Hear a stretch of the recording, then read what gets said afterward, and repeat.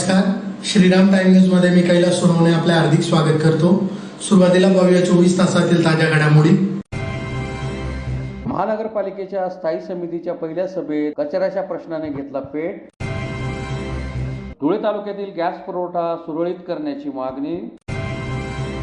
बाहेरगावच्या वराई मजुरीत वाढ करावी यासाठी जिल्हा हमाल कामगार संघटनेतर्फे बाजार समिती आवारात जोरदार निदर्शने।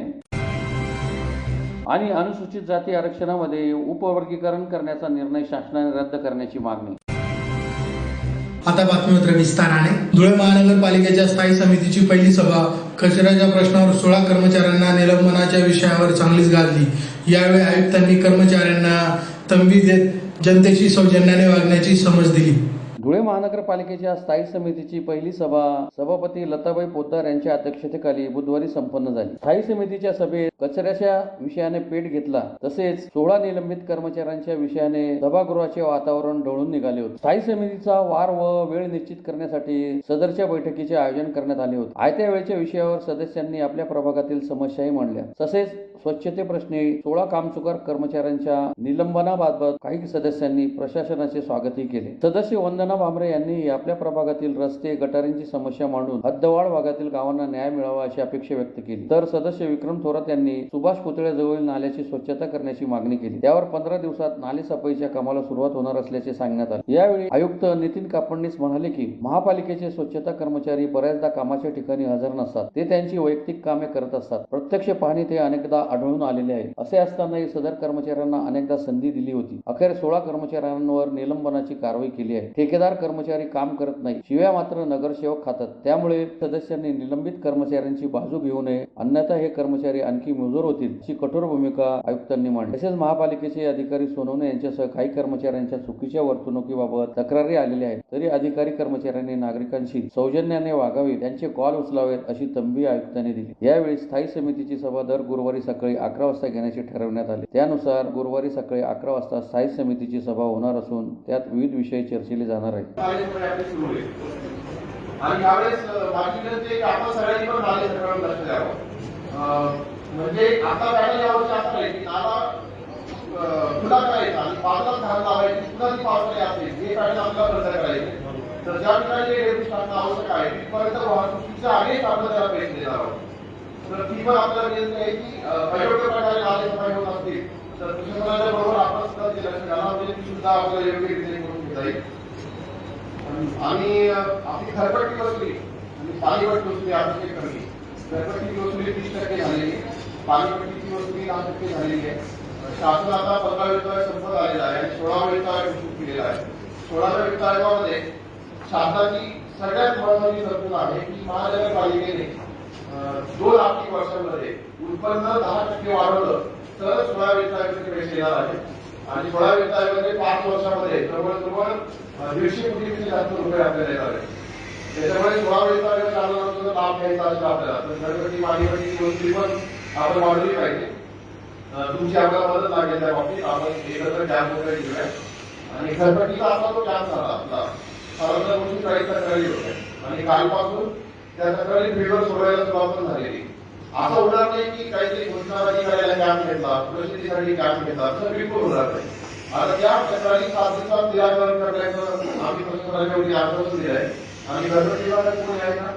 धुळे तालुक्यातील गॅस पुरवठा सुरळीत करावा अशी मागणी राष्ट्रवादी काँग्रेस शरदचंद्र पवार पक्षातर्फे तहसीलदार ग्रामीण यांना निवेदनाद्वारे करण्यात आली आहे। धुळे तालुक्यातील गॅस पुरवठा सुरळीत करावा अशी मागणी राष्ट्रवादी काँग्रेस शरदचंद्र पवार पक्षातर्फे तहसीलदार ग्रामीण यांना निवेदनाद्वारे करण्यात आली आहे। निवेदनात म्हटले आहे की धुळे तालुक्यात गॅसचा प्रचंड तुटवडा निर्माण झाला आहे। गॅस बुकिंग करूनही वेळेवर उपलब्ध होत नाही, तरी गॅस घेण्यासाठी सर्वसामान्य जनतेला वयोवृद्ध लोकांना 1 ते 2 तास उन्हातान्हात लाईन लावून उभे राहावे लागत आहे। परंतु लाईनीत उभे राहून सुद्धा काही लोकांना गॅस मिळतो, काही लोक गॅस मिळेपर्यंत तसेच उन्हात दिवसभर उभे राहतात। तसेच गॅस वितरक हे संबंधित अज्ञान लोकांना कुठल्याही प्रकारचे सहकार्य करीत नाही। तरी आपण तहसीलदार या नात्याने उद्भवलेल्या समस्यांचे निवारण करून गॅस वितरक यांच्याशी संपर्क साधून पुरवठा सुरळीत करावा अशी मागणी करण्यात आली। यावेळी युवक जिल्हाध्यक्ष डॉक्टर कुणाल पाटील, भोला सैंदाने, सागर चौगुले, जितेंद्र पाटील, मोतीलाल पाटील आदी उपस्थित होते।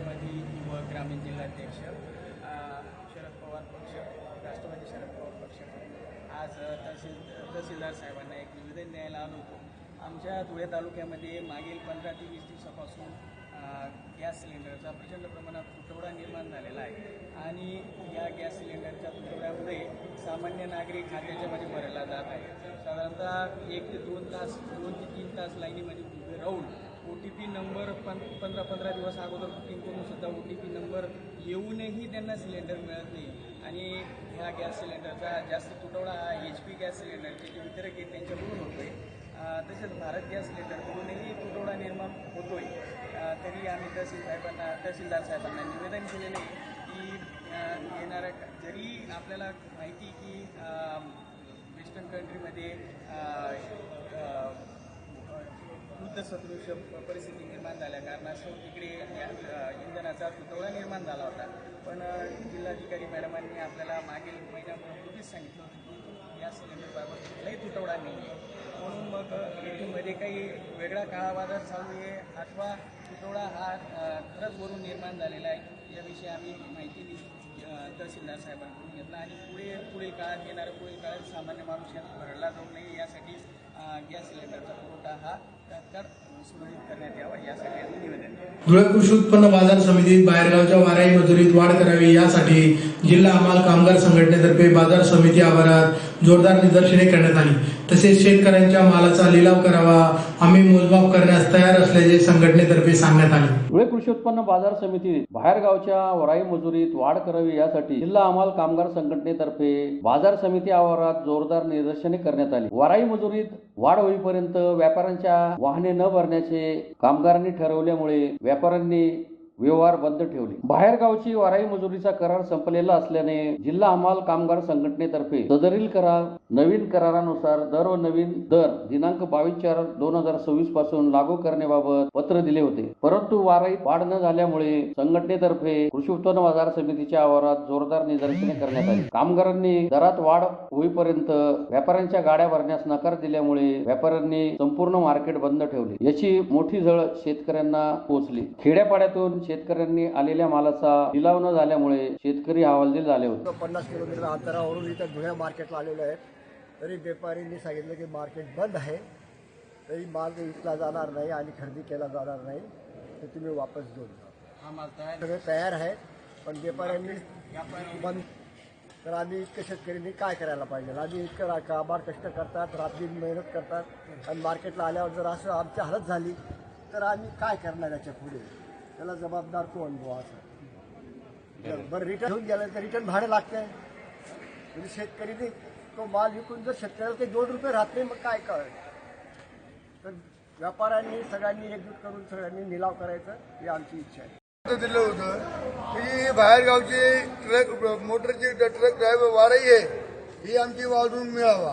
कारण तो करार संपून जवळजवळ 4 ते 4.5 वर्ष होऊन गेलेले. 6 वर्ष झाले आम्ही तो करार संपलेला आहे. म्हणून आम्ही ते पत्र मार्केटने दिलं. मार्केटने ते पत्र व्यापाऱ्याला दिलं. व्यापाऱ्यांनी काल लगेच आज लगेच मार्केटला बंद ठेवलं आणि शेतकऱ्याला यांना सांगतात का बा हमाल लोकांनी बंद ठेवलं. मार्केट आम्ही बंद ठेवलेलं नाही. आज बी आमची अट ही आहे की शेतकऱ्याच्या मालाचा निलाव करा. आम्ही मोजमाप करायला तयार आहोत. त्यांनी निलाव केला पाहिजे तर आम्ही त्यांच्या गाड्या भरू, त्यांच्या पाला भरू. जोपर्यंत आम्ही त्यांना पाला भरणार नाही, गाड्या भरणार नाही, जोपर्यंत तो शेतकऱ्याचा निलाव करत नाही, जोपर्यंत तो शेतकरी मोकळा करत नाही, तोपर्यंत आम्ही यांच्या कोणत्याही कामाला हात लावणार नाही. याची कृपया त्यांनी नोंद घ्यावी ही विनंती. अनुसूचित जाती आरक्षणामध्ये उपवर्गीकरण करण्याचा निर्णय शासनाने रद्द करावा या मागणीसाठी भीम आर्मी धुळेतर्फे जिल्हाधिकारी कार्यालयासमोर निदर्शने करून निवेदन देण्यात आले आहे. अनुसूचित जाती आरक्षणामध्ये उपवर्गीकरण करण्याचा निर्णय शासनाने तात्काळ रद्द करावा या मागणीसाठी भीम आर्मीतर्फे जिल्हाधिकारी कार्यालयासमोर निदर्शने करून निवेदन देण्यात आले आहे. निवेदनात म्हटले आहे की अनुसूचित जाती आरक्षणामध्ये उपवर्गीकरण करण्याचा निर्णय हा सामाजिक न्याय, समता आणि भारतीय संविधानाच्या मूलभूत तत्वांना बाधा आणणार आहे. हा निर्णय आंबेडकरी समाजाला अजिबात मान्य नसून त्यामुळे समाजात कृत्रिम फूट पडण्याची भीती व्यक्त करण्यात करण्यात आली। तसेच अशा निर्णयामुळे भेदभावाला चालना मिळून वंचित घटकांच्या घटनात्मक अधिकारांवर परिणाम होण्याची शक्यता संघटनेने व्यक्त केली आहे। त्यामुळे आरक्षण वर्गीकरणाच्या संदर्भात स्थापन करण्यात आलेल्या न्यायमूर्ती अनंत बदर यांच्या एकसदस्यीय समितीचा अहवाल अद्याप सार्वजनिक करण्यात आलेला नाही, तो सार्वजनिक करावा। पारदर्शकता नसताना घेतलेला कोणताही निर्णय लोकशाहीच्या तत्वांना धरून नसल्याने तो स्वीकारू नये या मागण्या मांडण्यात आल्या आहेत। या मागण्या तात्काळ मान्य न झाल्यास संपूर्ण महाराष्ट्रात व्यापक व तीव्र आंदोलन छेडण्याचा इशाराही निवेदनाद्वारे देण्यात आला आहे। यावेळी प्रदेश उपाध्यक्ष राहुल वाघ, जिल्हाध्यक्ष सागर चव्हाण, यश बागुल, अशोक निकम, सुधीर केदार, मयूर तपासे, सचिन चव्हाण, प्रतीक चव्हाण, देवेंद्र पाटील, राजरत्न खैरनार, अनिकेत त्रिभुवन आदी उपस्थित होते। महाराष्ट्र शासनाने शेड्यूल कास्ट म्हणजे अनुसूचित जातीमधील अबकडे जे वर्गीकरण करण्यात येत आहे त्याला भीम आर्मी भारत एकता मिशनचा तीव्र विरोध आहे। त्याचे कारण असे की अनुसूचित जाती व अनुसूचित जमाती या एक संघपणे आरक्षणाच्या लढाईत सोबत लढत आहे, यांचे समदुःखी आहेत। पण तरीही आरएसएस धार्जिने भारतीय जनता पार्टीच्या सरकारने हा अन्यायकारक कायदा आणून अबकडे वर्गीकरणाचा GR आणून तोही 10 तारखेला नोटिफिकेशन देऊन 15 तारखेपर्यंत हरकती नोंदवायला लावल्या। पण त्या हरकती नोंदायच्या कशावर? त्याचा डाटाचा इम्पिरियल डाटा नाही आमच्याकडे, तर त्याच्यावर हरकती नोंदायच्या कशा? व 2011च्या जनगणनेनुसार जर तुम्ही अबकडेचं वर्गीकरण करत आहेत तर ते पूर्णतः बेकायदेशीर आहे। आणि अशा बेकायदेशीर अबकडे वर्गीकरणाला SC मध्ये आमचा तीव्र विरोध आहे की अनुसूचित जाती जमातीमध्ये फूट पडण्याचं ब्राह्मणी षडयंत्र भीम आर्मी भारत एकता मिशन हाणून पाडेल। आणि जर हे वर्गीकरण रद्द होत नसेल तर भीम आर्मी भारत एकता मिशन संपूर्ण राज्यभर तीव्र पद्धतीने आंदोलन छेडेल। व तसेच या आरक्षण अबकडेची जी सुरुवात त्यांनी केली तत्कालीन चीफ जस्टिस इंडियाचे भूषण गवई या हरामखोर माणसाने ही घोषणा केली ना अबकडेचा प्रकार केला। व काँग्रेस सरकारने तेलंगणामध्ये नालायक राहुल गांधी किंवा काँग्रेस हे सुद्धा दलित विरोधी व आदिवासी विरोधी काम करतं, यांचाही आम्ही तीव्रपणे धिक्कार निषेध करतो। भाजपा स्थापनात असेल तर काँग्रेस नागनाथ आहे आणि आमचा या दोघा गोष्टींना विरोध आहे। भीम आर्मी भारत एकता मिशन अनुसूचित जातीचं